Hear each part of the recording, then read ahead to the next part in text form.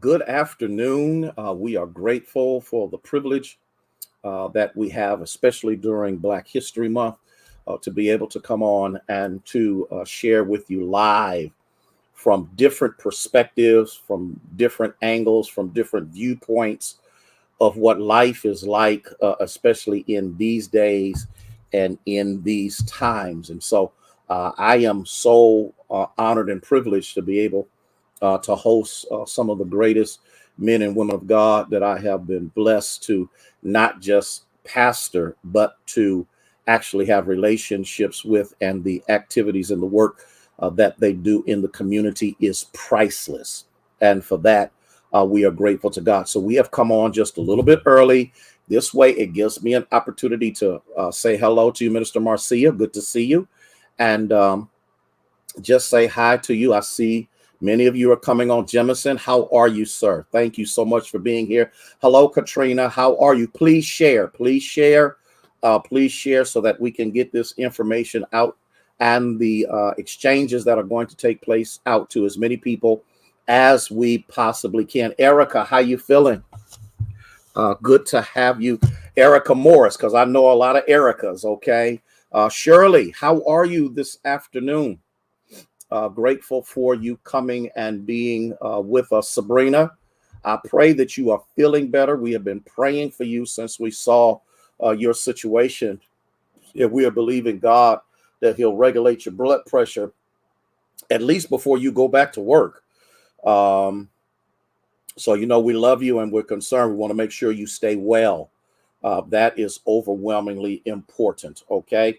So please share, please be so kind to share. We are going to begin in 3 minutes. In 3 minutes, we're going to go ahead and begin the event. Just dealing with the issues. Nancy, you staying out of trouble? I just want to double check. Tell the grandbabies I said hello, especially those technologically astute grandchildren that you have that know how to work devices much better than you do. So we're grateful to God for those that are coming in. Make sure that you do share. We appreciate you doing that so much. Oh, you feeling better? Good, good. We're praying for you. Stay strong, girls. You come too far. You come too far. And so in the midst of this, we know that God is going to continue to bless and to keep you. So I see. Hey, Debbie, how are you? I'm waiting for your sister to come on out of Texas, Cecile. And so I know it won't be long. I'm waiting for a couple other people, my Columbus crew. I'm not sure. What's up? How are you? Good to see you, Brother Davis. God bless you, man. Elder Treese, man, look, don't make me shout on this thing. I ain't supposed to shout. This is a whole different situation here, man. It's good. I don't know if I told you before, but I want you to know that I'm proud of you and I'm proud of what you have done. And I'm grateful to God for what you did and the example that you have shown. And so I'm thankful for that. So please share, please share, please share what we're going to do. This is the format on how we're going to do this. I'm going to bring them on. They're going to do a brief introduction. I'm going to take them back. We're going to do it like that. Then I'm bringing all 4 of them out. Go ahead and shout. That's what I'm talking about. You my kind of partner, man. That's you the kind of person I want to be around, okay? And so we're going to go ahead and get started. Please share, please share, please share this sound of blackness. And so right now, I'm going to bring the first person on. What they are going to do is they're going to do a brief introduction of themselves. And then I'm going to take them backstage until all of them have introduced themselves and what they do. And then I'll bring all 4 of them back as we begin the questioning period. And so I am grateful to God to have my good friend and sister that we love. You can unmute, Jaladah. Don't worry about muting. I'll take care of it. Jada Assalam, the one and only Jada Assalam, who is here. And if you would introduce yourself, tell us what you do, then I'll move on down the road. Okay, well, thank you. And thank God there's only one of me. I don't think that the world could take more than one. I started enough trouble by myself. Good afternoon, Pastor, and to your audience. I was kind of booking it on 80 to get back here in time. Was blessed to worship in Cleveland this morning. So um, I did make it. So thank you so much. I am Jaladah Aslam. I'm president of Youngstown Warren Black Caucus. I'm a retired AFSCME staff representative, and I spent a lot of time in community service, working in politics, working in areas of criminal justice. But really, basically, right now, I seem to be engulfed in this whole legislative process and redistricting and what's happening to our people when it comes to what's going on in Columbus and DC. So Thank you so much. I'm gonna put you backstage for just a second. Don't mute. I got you covered. Yeah, just leave it unmuted, and I will handle it all. I'm in control. No, I'm just kidding. Let me stop. look, I know you are. Oh, bless his name. The next person that we're going to have is Traylor. She is on right now. She's going to give us an introduction of herself, and we'll go from there. Okay, I am Beatrice Traylor, my government name, but everyone calls me Dee. I am the manager of Mercy Health Resource Mother and Fatherhood Support Program here in Youngstown, Ohio. And I am also a proud member of the Union Baptist Church, where my pastor is the one and only Pastor Michael Harrison. I just want to say thank you for inviting me. You know how I feel, Pastor. I don't like to be in the spotlight, but I'm going to do the best I can because you asked me. And you will do just fine. Thank you so much, Dee. I appreciate you. I'm going to put you backstage for a second. I've got one gentleman here who is going to come on, Daryl Johnson. Go ahead and give us an introduction, and we'll go from there. All right. Thank you, Pastor. Thanks for inviting me. You know, as Dee said, you know, this is not my comfort zone, but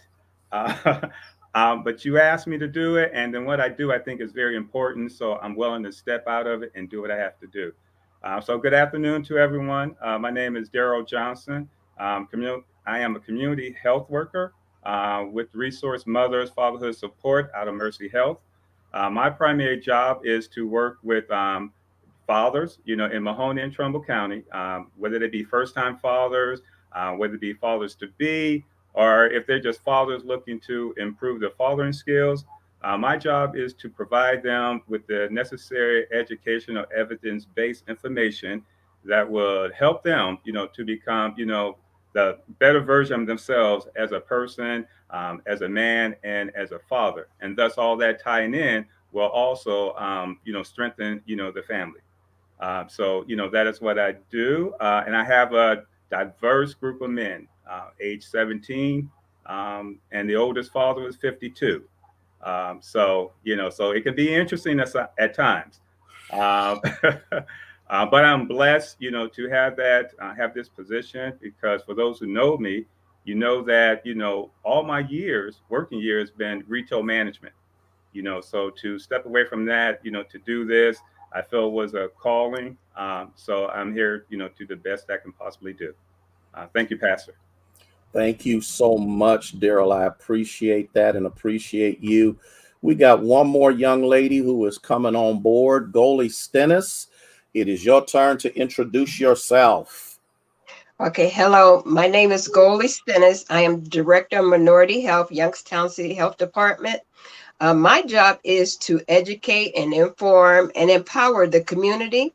And the way that I do this is I promote events and have workshops and different things. I also offer application assistant for anybody that don't have insurance. They can come down to the health department and I can assist them with setting up Medicaid. And this application will go right to Job and Family Services. I also offer pre-pregnancy tests for young women that may think they're pregnant. They can come down. We'll do a pregnancy test. If they are pregnant, I will direct them to the practitioners there in the health department, the Reproductive Health and Wellness Center, right there at the health department. And if they need to go to the doctor, we can refer them to the doctor. I also do car seat training and have car seats available for the young women that need car seats for their babies. This is the one thing that you have to have in order to bring that baby home. It's a car seat. I also do events, like I said, do workshops, things to educate our people. I also work with the health department during the COVID shots, giving out COVID items and things as the gloves, the hand sanitizer, the kits, anything to better our community. I just got into this position May 7th. I'm not even in a year. I'm loving my job. I love helping the community. And Pastor, thank you for inviting me. And yes, I'm worried. I'm scared. No. The one thing that the Lord has blessed me to be able to do is to build relationships with people who are comfortable doing what they've been doing and snatch them straight out of their comfort zones so that they can understand really what God has completely and totally gifted them to do. And I am honored and I am privileged to be in the lives of the four of you. And it's an honor and a privilege. But I'm going to start with Jaladah. I have some questions just for you. Okay. The first question is, how has the political climate changed toward people of color, especially African Americans? How has it changed? And I guess what I would say to you is, do you mean recently, like in the last couple of years, or do you mean in the last 50 years? The last couple of years. Okay, because we have seen, as a lot of people know, we've seen a switch. For most of my lifetime, African Americans were fighting for and were gaining more civil rights, more positions, being able to thrive economically, politically. Home ownership was flourishing. Things were getting better for us. And then over the last 5 years, it seems as though those who have never felt comfortable with our having a piece of the pie, so to speak, the American dream, have become more comfortable reminding us that they never were on board in the first place. I don't think it's so much, people talk about, the error that happened over during the last federal administration, and that, oh, this was so horrible, and maybe blaming one person. But the reality is there were a lot of people who felt that way. One of the statistics that kind of alarmed me most was the fact that in I think it was 2017, 2018, there was a poll amongst a large sector of the white community, and 20% of those people felt as though slavery should have never been abolished. And what that means is that there are people in this country, I don't care what the law says, that just don't think Black folks should be advancing and should have the same rights as our white counterparts. So in that respect, what we've seen is this rolling back of all the things that we took for granted, our children took for granted, and our grandchildren took for granted. And people say, oh, that will never happen. They will never do that. We will never go back to Jim Crow. Yeah, we are looking this thing smack dab in the face. And there are people very comfortable with that. I mean, there are people very comfortable passing laws that says, we can throw your votes out if we don't like the way you vote. And we can, as a body, change it and keep in who we want to keep in. This country, this nation would rather give up its founding democracy, its so-called structure of fairness, to ensure political power and economic power is not given or shared with us. With that being said, here's your next question. Are we as African Americans actually aware of how things are being plotted against us? No, absolutely not. Absolutely not. I think that, and that doesn't mean that, for some reason or another, we don't care. And that doesn't mean that we are not, smart enough. The problem is that most Black folks are going about their lives, going to work, taking care of their families, head down in the sand, trying to do what they need to do. And for those of us that are standing on the sidelines screaming about gerrymandering and house districts and, these crazy pieces of legislation, they just think, well, there they go again. If it gets too bad, then they'll let me know. But the reality is if you see me screaming about gerrymandering and legislation and districts, it's pretty bad. And I don't think that most people know that there are actually bills, there are laws being proposed in our own state of Ohio that takes away some of the votes, some of the rights that we have right now in terms of criminal justice. I mean, we're trying to make it better. They're trying to turn back the clock and make it worse. The same thing on voting rights, the same thing on education, to the fact that they really don't want to teach history because they don't want to hear about or to talk about discrimination and the history, the 400 years of oppression in this nation. And so let's just not talk about it. Let's just not teach it. If we just act like this doesn't exist, then maybe that'll be okay. I don't think that we as a people understand how dangerous this is and what this is leading up to. Because what this is all about is about removing us from power. So is it because we have been oppressed so long that new levels of oppression aren't recognized? I don't know if it's we've been oppressed so. I think it's we've been oppressed so long that one thing that we are phenomenal at. We are survivors. I mean, we stand on the shoulders. Our ancestors were phenomenal survivors, and they did what they needed to do to take care of the family. And for that, from mom and grandma to big mom to great grandma to those that came who were literally in the belly of the ship, we owe everything to, because they made sure that the family went on. But because they had to put so much into that, and because we just got in the habit of taking care of everyday stuff, we're not paying attention to the stuff that's going on the outside. So, I don't want to say that I just think that we unfortunately don't pay attention until we get kind of smacked in the face. It has to get really bad for us to go, oh my goodness. I mean, like, people understood that they needed to go out and vote in 2020. We had historic numbers because we were in the middle of a global pandemic, and we had at least one person was saying it ain't that bad. We all have buried friends and family members. Mm-hmm. People are gone from our lives because somebody said it ain't that bad. And we knew it was about, okay, this is about preserving the nation. It's about preserving my family, your family. So unfortunately, until things get personal and they get, we get smacked in the face, or we lose something real close and really near and dear to us, it's not at the top of our list of concerns. I got you.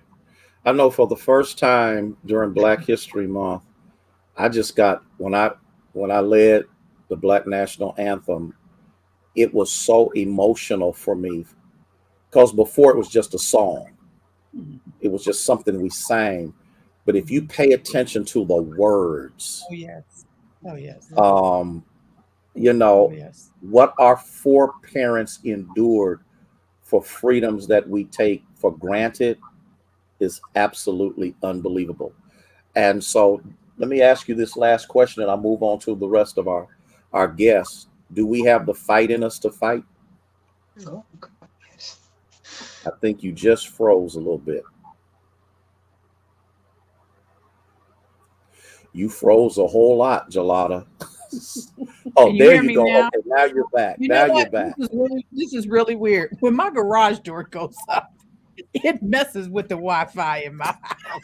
And my son just put the garage door up. So it sounds crazy, but the garage door and the microwave, believe it or not, interfere with the with the Wi-Fi. So let me ask you this real quick then. Do we have the fight? Do we have the fight in us to fight? Oh, absolutely. I'm sure that I think just the fact that we're here You know, just the fact that we're here. You know, I have, and you know this, Pastor, I have become good friends with one of the conveners of the African American Clergy Network, Dr. Barbara Hmm. Williams Skinner, who I tease Yep. is kind of like, you know, has become one of my mothers in the struggle. But, you know, I heard her the first time I heard her speak, I heard her preach. And she talked about the fact that we forget that those folks on the bellies of the slave ship, those are our family. Like we keep acting like these are like this is way long time ago. That was a shame what they went through. No, no, no. That's our family. Hmm. We have a blood tie to somebody who was on one of those ships, or somebody who was outside on those Carolina Islands, or you know, or the Caribbean. We had we have blood ties. That's our family. So we have amazing fight. You know, I mean, you know, come on, think about it. If you really want to like get dusted, go into the hood and try to mess with somebody's stuff. We just don't play that. Okay. That's And true. I'm making a joke, but I'm also reminding us I how know you are strong dead we are. serious. How Yes. strong we are. We don't let you come into our family messing with us. You just don't do that.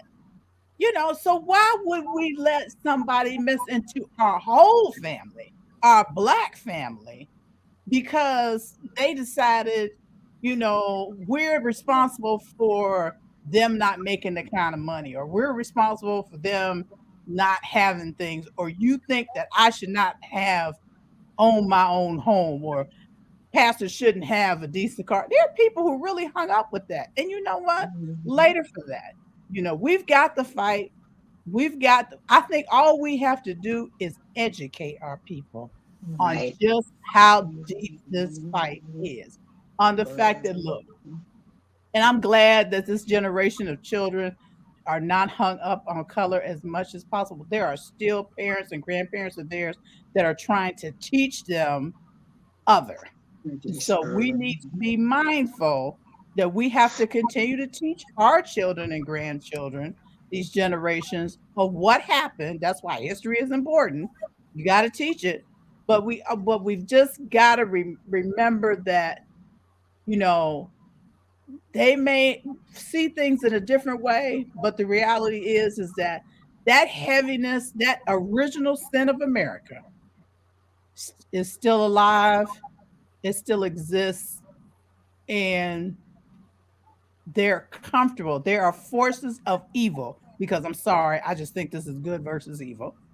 This is right versus wrong. There are forces of evil and wrong that think that it's okay to treat Black people, brown people, any kind of people of color, because you know it ain't just us. They Mm-mm. treat our Hispanic brothers and sisters like dirt Yep. too. Yep. They're comfortable with that. And I think we've got all the fight we need. We just need to teach what's going on. Okay. Sounds good. Thank you so much. Now I'm going to D. Okay. Let me ask you this question, D. How has racism affected our young African American women? Wow. Wow. Yeah. It has affected that. So I work with pregnant and parenting women and the men, the manager of that. And I'm going to speak on the women because I'm going to let Darrell concentrate on his men. Um, the women are at a higher risk of their babies dying, a higher risk than those of their counterpart, like white children. Um, 3 times the rate our babies are dying. So much so that DeWine challenged us in 9 different counties in 2014 to do something about it.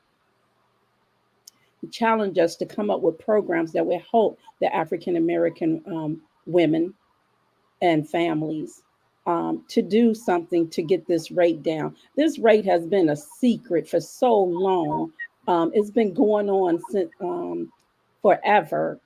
And a doctor named Arthur James brought it to the light and kind of got in trouble for it.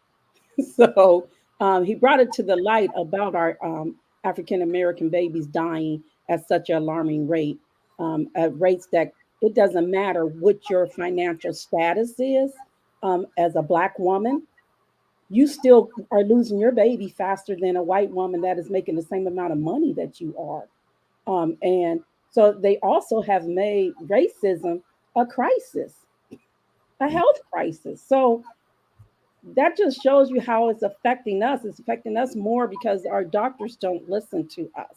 When you go into the doctor, you have to demand their attention and be able to advocate for yourself. But some of our Black sisters and brothers are not at that point where they can advocate for themselves. So that's when we, as a resource mother program and the fatherhood program, come into play. We are educating the program. We're educating on their pregnancies and coming up with ways that they can speak for themselves, to advocate for themselves with the doctors. We also go with them to the doctors if they need us to do that, so that they have the support. We talk about them being lazy, not working. But when you gotta figure out whether you want insurance or whether you want to take care of your child. Um, that's a hard decision to make. It's not laziness. Is I don't have the money to pay for daycare, so I gotta stay home, or who's going to watch my baby. So these are the type of things that we're trying to advocate for the women, like to get better programs for babysitting. We talk about them cooking fast food for their children, but have we taught them how to cook with the foods, that the fresh foods? And where are the fresh foods? Because here in Youngstown, we have food deserts all over town. And so where they're supposed to get the food, we have a cooking class with the resource mother because we want them to cook healthier, what they're going to buy anyway. And so we teach them that. But that's just one program doing it. That we're only one program. There's a lot of fixing that needs to be done, but there's a lot of pushback from others. Oh, you got this program going. Okay, so you're doing good, but what else can we do? Mm. What else do we need to do? We need to talk to the people who need the help and see what it is that they need from us. And we're really not doing that. So our black people are affected by everything. We have to encourage them to go vote. We have to get them together to have conversations, um, to so that they can be educated of what's going on, not only with their pregnancy, but even in the community. We don't have enough Black doctors. Um, you want to see yourself when you go to a doctor. You want them to hear you. You want them to know what you're really saying. That's why a lot of our Black babies are dying, because the doctors aren't listening, and they're not listening to the mothers either, because we do have an over abundance amount of women who are dying um, when they're pregnant, in delivery. So there's a lot of ways that racism is affecting our women, our Black American women. I grew up in a time, and I'm dating myself because none of you, I believe, are as old as I am, where the doctor was Black, the teachers were Black, the store owners were Black. Okay. The dentist was Black, and they all lived together. And so it made a very higher sense of community. So my next question is, what needs to change so that these programs will become more successful? And I'm talking about, is it a need for more revenue? Is it a need for more involvement from people? Does it mean we need to force people to put the money up to hire more people to help out? Kind of give me an idea, D, what you feel needs to take place. A lot needs to take place. So we need better housing for our people. We do need a community. The sense of community is gone. I grew up in the projects where Miss Sally could have whooped my tail, and I would have while I was down the street. And when I got home, then my mama would have whooped my tail. But we live in a society now where we don't even talk to each other. We don't even chastise these children, and they're growing rapid. We need programs. We have nothing for them to do, nothing for them to look forward to. That's why a lot of them are moving out of town and stuff. Here in Youngstown, we have a desert of a lot of different things. I was looking around like, okay, where can you take the kids? The swimming pool is only open for 2 months, if it's a whole 2 months, because we don't have lifeguards. I worked at the swimming pool when I was younger. We don't have that anymore. We don't have children doing that. We don't have adequate housing. We don't have adequate health care. We don't have, like I Mm. said, we don't have Black doctors. So we have one in the area. I work for Mercy Health, and for me to probably say this, we need not only for them to be able to deliver their babies in Boardman, but they also need to be able to deliver their babies in the city of Youngstown. Um, and I say that, and I don't mince words with it. It's not just that I'm saying it to you guys. I have said this to people in Mercy Health. I probably get in trouble. If I get fired, I might need a job, somebody. But I got you covered, D. I got you covered. I'm getting ready to work on it right now. They better not mess anyway, with you. but anyway, those like we're getting ready to probably start a doula program for some of the pregnant women who are delivering alone. Um, because they have no support, because the men are not able to be there, or for whatever reason it might be, they might be in prison, because we do have an overabundance of our men in prison. um, and so we're starting different programs to help out, but I'm not for sure if that's the answer. We're giving them some of the items they need, as far as cribs and packing plates and car seats, diapers, baby items, even things that they need to take to the hospital with them to get them prepared. They, as a family, we're not educating. I'm sorry if y'all can see stuff on this computer. We're not educating the way that we used to, with the way that family used to sit around and talk. I think the cell phones got a lot to do with it. I don't know, but we're not doing that anymore. And I have the program called Empowering Moms, where we try to get the women together just so that they can have a conversation and meet someone and stop isolating themselves with their smartphones. Fake friends on Facebook. Those not You can't get a real hug from somebody from Facebook unless you see them in person. It has its ups and its down, its positives and its negative. Facebook and all those Instagramming things and all of that. I'm probably dating myself, Pastor, because I'm close to your age. Uh, Yes, you are. but a lot is missing. A lot of the old family virtues and culture is missing. And I am at a loss as to what to do. I always pray about God telling me what to do with that program, because I call it His program. And so far, He's added many programs within that program, but I'm just one.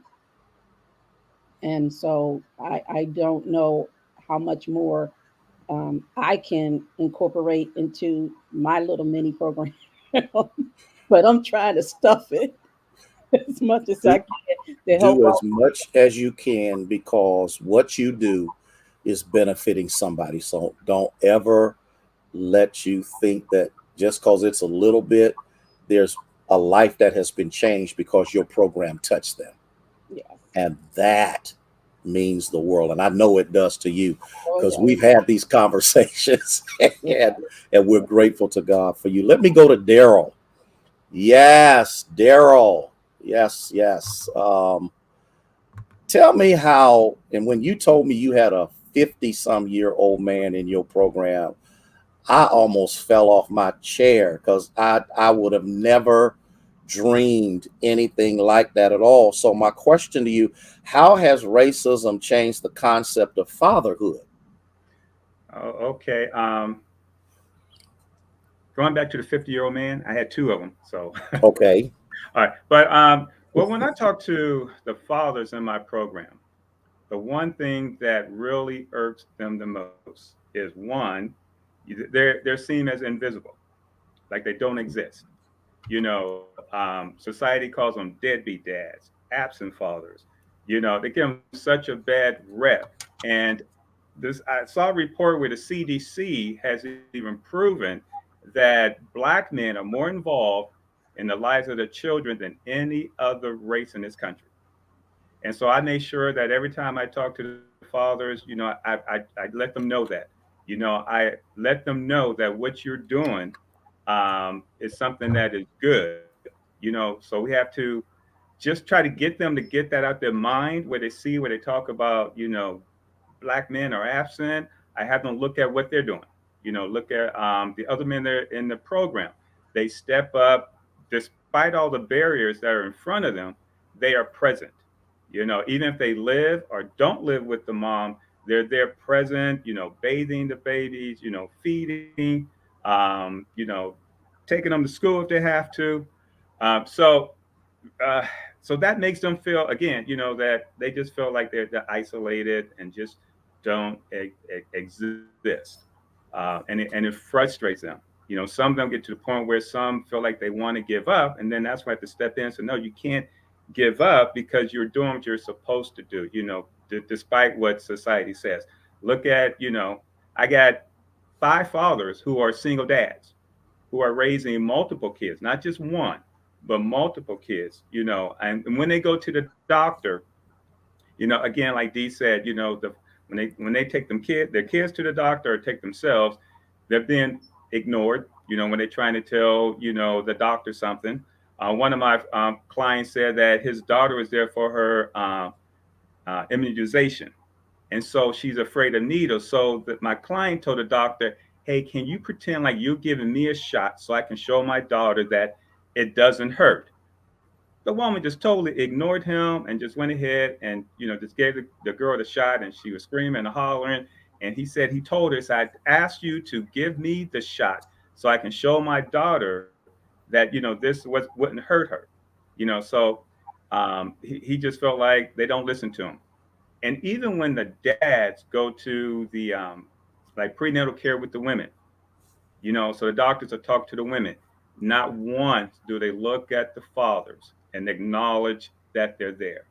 Client told me they don't look at them. They look straight at the mom, and talk to the mom and never says anything, or acknowledge that, the father is there. And some of the dads told me that if they had, like black doctors, they don't feel that they would get that kind of treatment. So when they come to me looking for referrals, they tell me, no, please do not refer me to a white doctor. I prefer one that looks like me, because then they feel like they're going to get treated, better than they would if they didn't, if they didn't have a white doctor.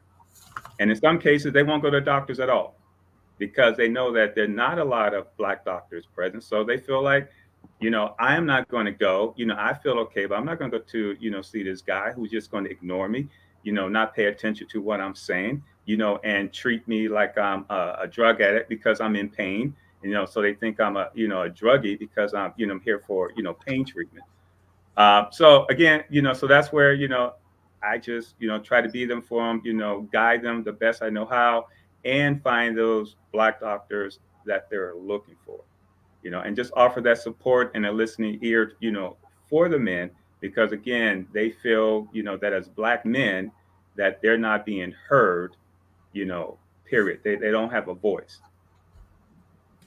So, Darrell, it appears that there's a need for more black professionals to be a part of the black community that we would feel comfortable with. Am I reading what those young men, and I believe Dee, that's the same issue that you shared as well. So let me ask you this, Darrell, what can we do to make this better?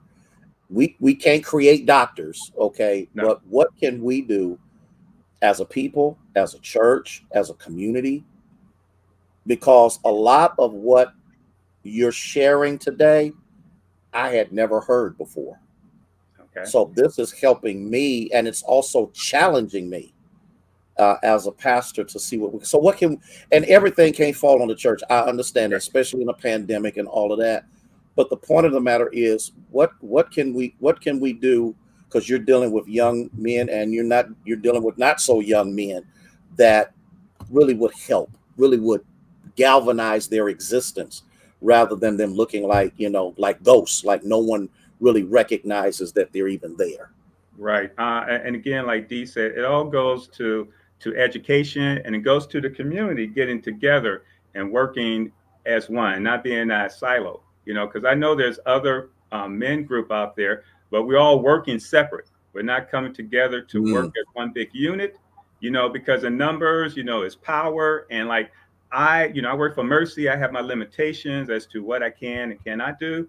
But if we get together as a group, and talk about these issues, and work together, then we can, make a dent. And the other issue is when it comes to family court. Family court needs to be more father friendly. They are not father friendly. I know there's a bill out there right now where they try to make it 50-50 from the start, but right now everything is like in the favor of mom, and especially if the father is black, but everything's in the favor of mom. But if that bill, I forget the name of the bill, but they're working on the bill. If that bill passes, then they all have an equal starting point, and then they move from there. And so I think that also would help, but again, it just go back with education. Whenever there's a health fair, I try to be present, so I can talk about, fatherhood, and especially, Black fatherhood. I just make it a point to be out there. But it just seems like, again, it's just not that big community support behind, fatherhood programs. They're like a afterthought, so to speak. And the reason that Dee, started this program was because research showed that whenever the father is involved, in prenatal care, that you have a positive birth outcome. When father is not involved, what that does is now mom got at this added stress. She's by herself. She's got to try to do all this, and all that stress is, adding to her physically, and is affecting, the baby as well. So you get dad involved, who are acting in a positive way, but if he is doing what he's supposed to do, going to the doctor visits, being that second ear, being able to be that voice for the mom if the doctor's saying something that he's not paying, or paying attention to the mother, or even trying to, not pay attention to him. But his presence makes a big difference, even in infant care, child development.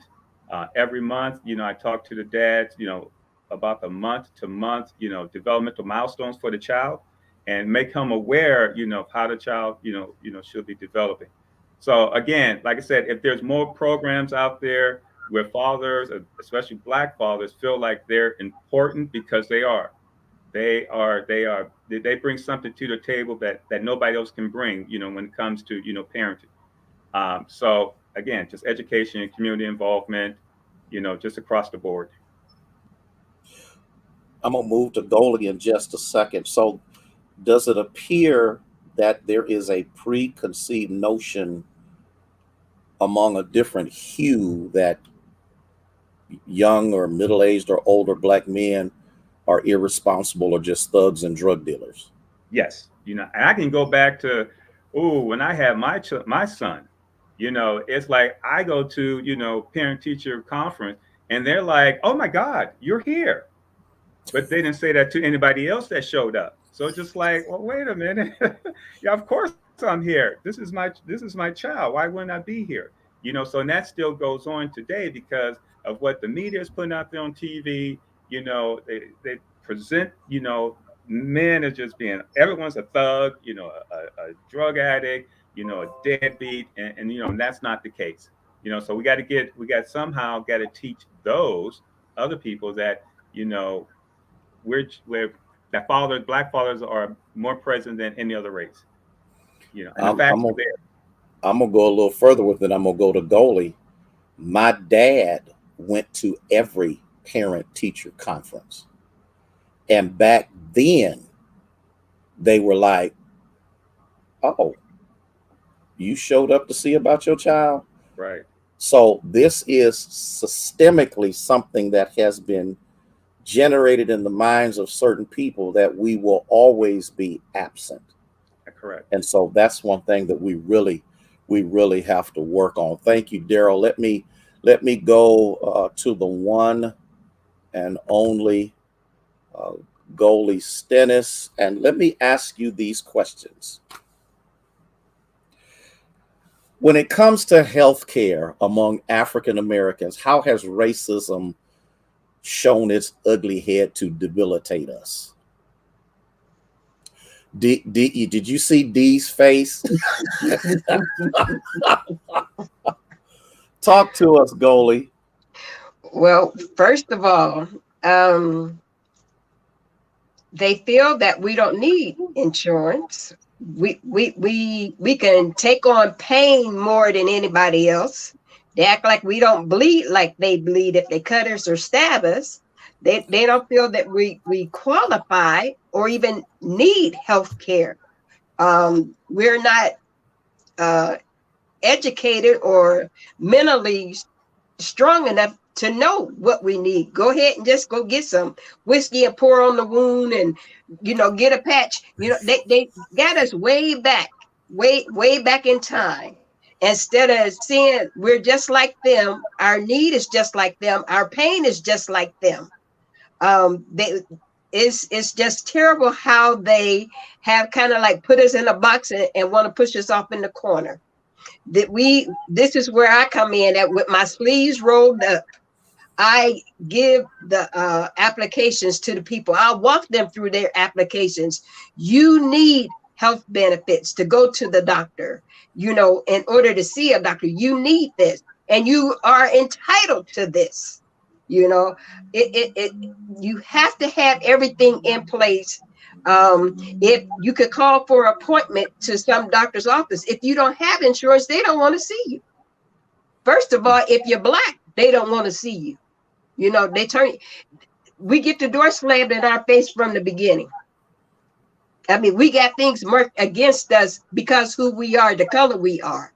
And that's where the fight comes in. Me and Jaladah is in a fight right now for a birth spacing center for our girls to have babies in Youngstown City, because this is just crazy. She should not have to have 45 minutes or more to go deliver a baby. Who got time to wait 45 minutes? When that baby is coming, that baby needs to be in a proper place within 5 to 10 minutes.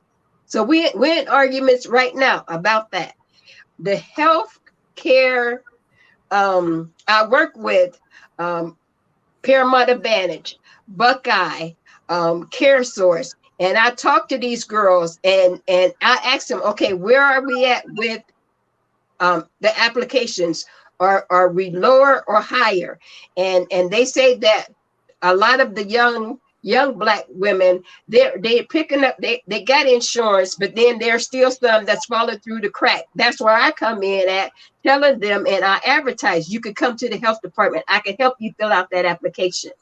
I'm trying to close up them gaps. I want them to know that healthcare is available and you got a right to have it. No ifs and buts about it.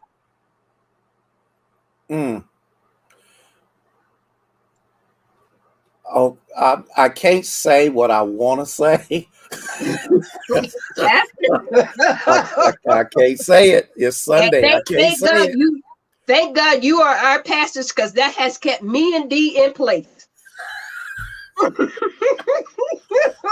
Listen, I'm gonna share something with y'all, and then Golie, I'm gonna come back to you. And I don't care whether this gets out or not. I remember conversations about that other building. Uh-huh. And when that other building was in the talking stage, the conversation was, this is for us. And I confronted the person who said it, because at that time I was in action. And I said, what do you mean for us? Does this mean that all the Black folks stay on Belmont and all the white people go to Boardman?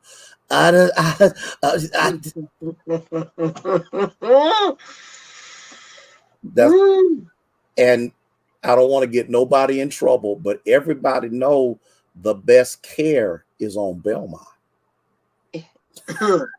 Okay, with that being said, Jaladah, don't you start. That's why I got you muted, because I know you say something. Okay. Okay. Here's what can we do as a people, as a church, as a community to get this information into the hands of more people? Pastor, like I said, all four of us are working on things to better for our young adults, young moms, young dads. But the conversation, I'm putting together programs and things as to get the girls talking. I have a program coming up, a workshop, April 2nd. It's called Spill the Beans.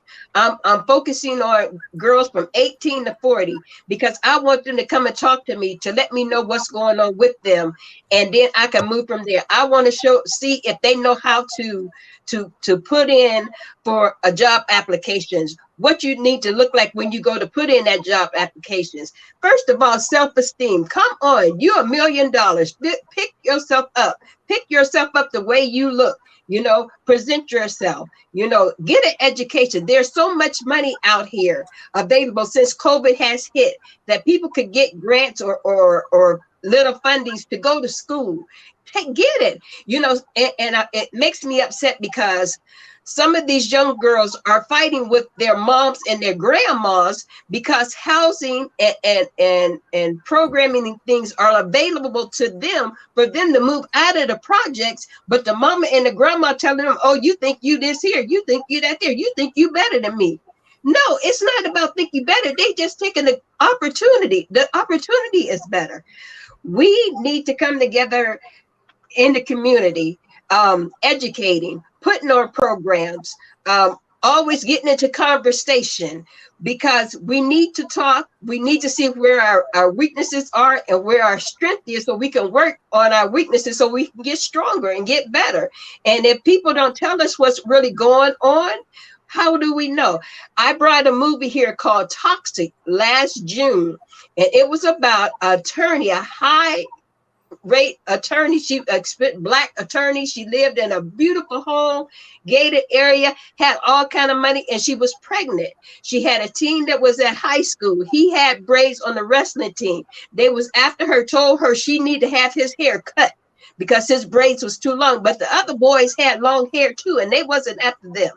She would go to the doctor and tell the doctor that she was having pains and this and that there. Her doctor wouldn't even look at her eye to eye. Oh, it's okay. She kept going on the computer. The lady ended up losing her baby. So it's not about how much money you got or where you live. We are still falling down, and we need to fight. Jaladah and I, Andy, we ready to fight, Pastor. We are ready to fight because I did not know you had the Jaladah syndrome in you. Oh, bless the Lord. Oh my God, Pastor, it's a war on. They didn't hit the right women because this don't make no sense. No sense, Pastor. No sense. And we're not taking it anymore. We're not taking it. I'm having event also April 15th. What is racism? I want to get the conversation started because sometimes I think people want to say things, but they're scared. I'm going to give them the grand opportunity to bring it out. Say what you want to say. It's okay for us to not agree, but we need to talk about it. I have it right and you have it right. We need to come to a place where we both say, okay, this is how it is. What's right and what's wrong? Time out, Pastor. Time out. Lord Jesus, help me, God. I have never heard Golie like this before. Oh, bless his name. Listen, I'm gonna bring this to an end. I'm gonna share this story with you. During the tent revival, we had Golie come out and they did vaccinations and all of that kind of stuff. And people approached people, and that's the reason why we didn't want the media there or anything like that. We wanted it just to be community. And people started opening up. I'll tell y'all this story, and then I'm done. Lord, let me tell this story without breaking down. And Thea was a main person. There was a young man who was on his way to kill someone. Oh, You remember Jaladah? He was that's on true. his way. You remember this goalie? On his Uh-huh. way to Mhm. kill someone. He had his Mhm. boys with him. And he heard the worship. And he stopped and he gave his life to the Lord. And he said, I haven't heard church like this since I was a little boy. Mhm. And what happened was not only did he get saved, but somebody else's life got saved Right. because he didn't go out. See, this is community. Mhm. And we have to come together. Yes, we have our differences and we're going to have our differences, but the common ground, I tell people all this, even in the body of Christ, we can have our differences. Jesus only, Father, Son, Holy Ghost, baptism of the Holy Ghost, not that, all of that's fine and good, but the common thread is Christ. Right. And if we can't agree on the common thread, then there's something wrong with us. The Mhm. common thread for us as a people is our community. Mhm. And I had to, and all of us have to come to the point to understand that no matter how racist this nation is, because don't get surprised when people act like they do, because it's generational for them. Mhm.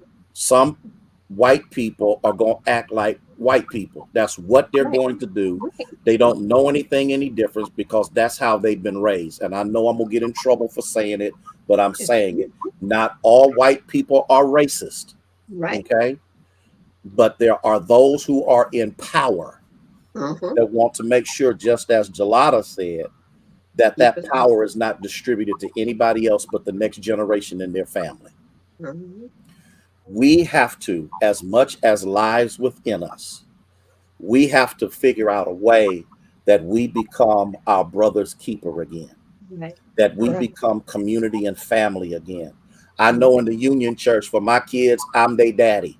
If they ain't got a daddy, I'm their daddy. I need more people to be their daddy other than me, because I can't be a daddy to my own kids half the time, no less trying to be a daddy to all them kids in the church. These Mhm. are important things, and I'm going to admit that I've been delinquent, but I've been challenged as a pastor to just get more involved with the process, to do all that I can with the people I know and the resources I know to start doing better about our community. Because guess what? I can't have y'all out here killing yourselves and I'm not in the fight with you.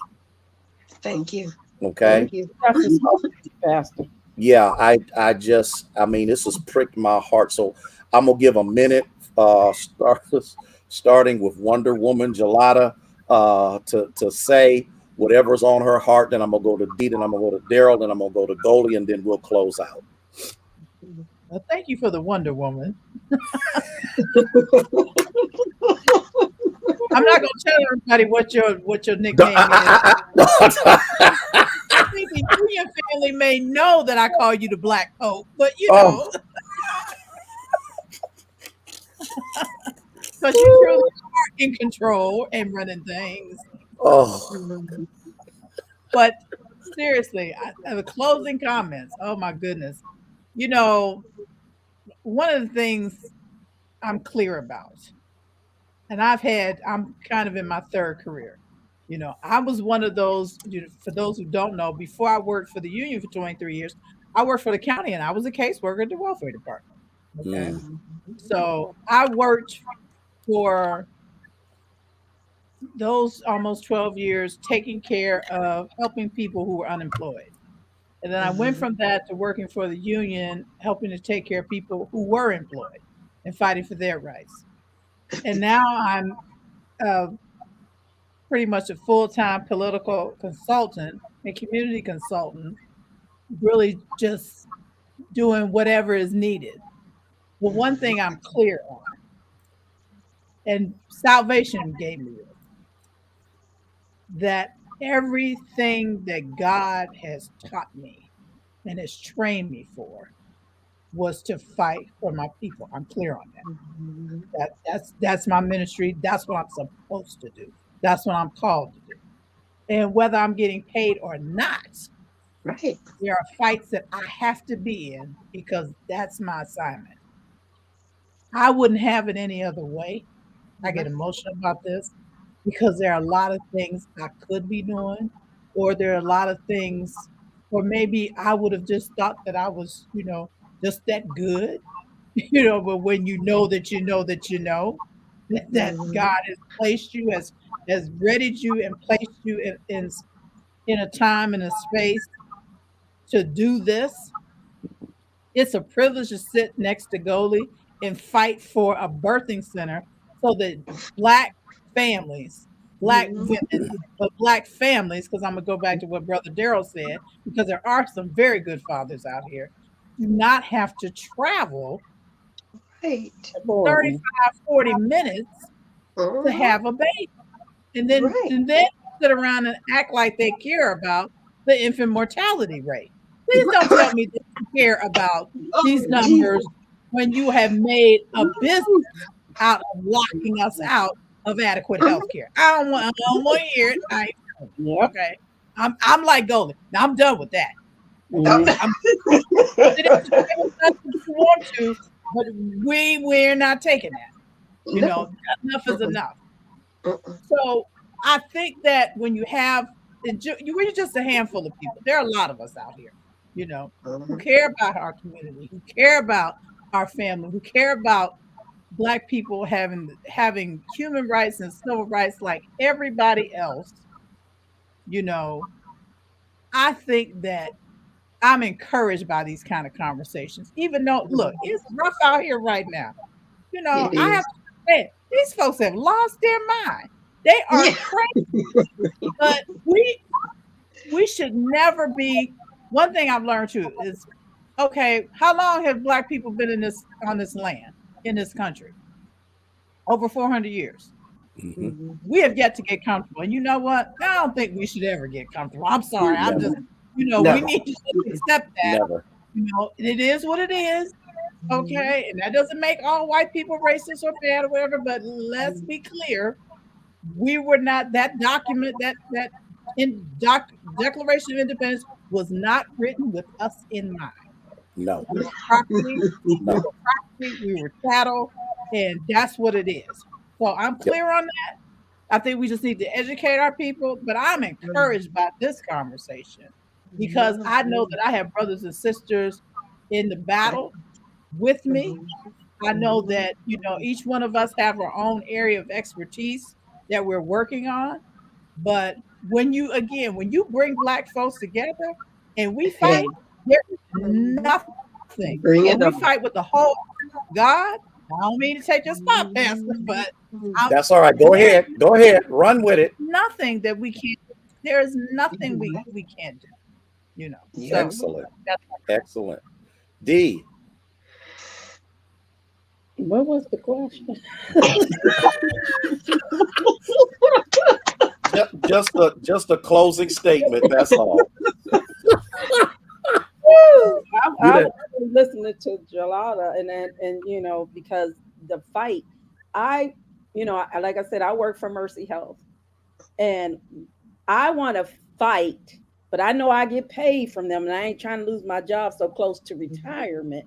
But I too agree that we need a space for us. We need. I never wanted them to take um, the birthing center to Boardman. Never. I was the birth certificate before I was a, the manager now of Resource Mother. I was the birth certificate clerk for 11 years. I went to school and became a social worker. I never wanted them to take that birthing center to just Boardman. You can't even go to Boardman if you had a stroke. You Mm-mm. can't go to Boardman if you have some real cardiac issues. You can't. They got to fly your butt right on back to Mercy Health Youngstown. that's I right. don't go to Boardman for I don't go to Boardman for anything. I don't go. I don't go to Boardman for anything. Nothing. Because I ain't lost nothing there. I live in Youngstown. I That's right. intentionally bought a house in Youngstown and not Austintown or Boardman. or Poland or Liberty. Not that Poland would have let me, but I intentionally did not look for a house in those areas because I wanted to be in Youngstown. I work in Youngstown. I work with people from Youngstown. And I work with our Black moms and dads, and I am proud of the work that we are doing. And yes, we are helping some, but there's still more that need our help. And I'm just going to continue to do what God has got me out here doing. I know He is blessing me, and probably when I retire, I'll be able to really fight for um, for the birthing center because I have some information I can give. All I have right. I know how to fight and I be right love it. to fight. So Boy, y'all some fighters. Daryl. Well, I'm going to learn to be a fighter. 'Cause in my role, my capacity is a little bit limited. But the one thing I want to get everyone to be aware of, because this is, like I said, really deep and dear to me, is fathers. Whenever I get an opportunity to talk about fathers, even though it's out my comfort zone, I'm willing to talk about it because it's important. There's a lot of fathers out there that are doing such good work, with their families that they just get ignored. So when I talk to fathers about, their involvement, I don't talk about what it's like when the father is absent. I stay away from those conversations because I want to talk about the positive, talk about the good that they do, for their child when they're involved. I stay away from all that negative talk because they hear enough of it, through the media, about how, bad they are and so forth. So my thing is to encourage them every step of the way, to help them break down whatever barriers that they have, whether it be transportation and housing. Oh, don't get me started with that. That is something that and it really burns my toast when there's no housing for men. I mean, it's insane. There are fathers out there who may not have the, income to get a house of their own. They got to struggle, to try to find housing for themselves. And they need that if they want to have, visitation rights, with the child. They need to have a place, of their own where, they can have, the child, stay with them. So my thing is, I just want, community just to, be aware, that, dads are highly important. And I'm about to lose my battery. So let me hurry up. So I did not realize that. So basically, that's all I want to say is, I'm gonna fight as hard as I can, as a community health worker to get the word out there. That's why I attend so many health fairs. I give us so many Saturdays. I also teach a 24/7 dad class, which is an 8-week session that helps the fathers even learn how to be better fathers. And I feel this program is mine. It was the way I got it. I know that God wants me to have it, and I know He's not going to, let me fail. He didn't bring me these 3 years now to say, okay, Daryl, you're on your own. I know He's going to be with me side by side all the way as long as I continue, to do the work. Excellent. Goalie. Okay, Pastor. I'm going to continue doing my pregnancy testing, my car seats, my applications, my all the little things where I could close those gaps at the bottom. But I'm going to also continue to talk to the doctors, the practitioners. I'm going to get me some data to see how many babies was born. And so I'm going to go back certain years. I mean, the next time we go into that conversation with certain people, I'm going to be ready because right is right and wrong is wrong. And I just ask you, Pastor, to pray for us because this fight out here is real. And sometimes it make you want to cry, but then when the tears get ready to flow, that gives me more strength to say I have to fight harder. And I don't let anyone say we can't have or we can't do this. I just say watch me or watch us.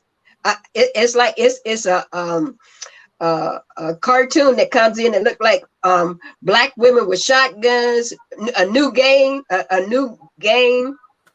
in town, a new group in town. That's how we coming. That's how we coming. We ain't gonna have shotguns, but we gonna have our Bible in our hand. in our hand, because I know we doing right, Pastor. I know. And it's a shame that we got to fight like this for something that is right and due to us. So just pray for us. Just pray for us. I'm Pastor, gonna do that. can I share this? Yes. One of my favorite sheroes in the labor movement is a woman she was called Mother Jones. Mhm. And I have a big poster of her in my basement. And Mother Jones was known for saying, pray for the dead, fight like hell for the living. And Hmm. I live by that though. You know, pray for the dead, but the fighting is for the living. Yeah. Whew, I appreciate y'all more than you know. Lady Harrison said something, and I think it really speaks to where you are. And I'm gonna read it. Thank you all for your passion and the work you do. If you didn't do what you do, things would be much worse. Mhm. Yeah. You all are doing an excellent work. And I think that means more than anything else because of what you do. Things are better than what they would be. So, with that being said, I'm going to put y'all backstage for a second. And then I'm going to holler at these folk, get them out of here. I'm going to come back to you and we'll go from there. Okay. Okay.